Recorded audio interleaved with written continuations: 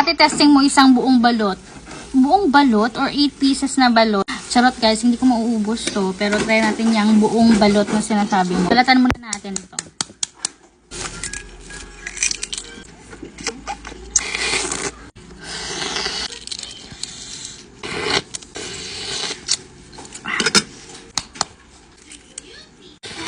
Ito natin dito.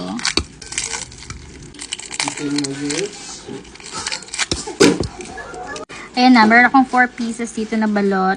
Kakainin natin siya ng buo. Ayan siya, lagyan muna natin siya ng suka guys. Masarap yung suka nila nito. Lagyan natin siya ng salt. Iodized salt yung gagamitin.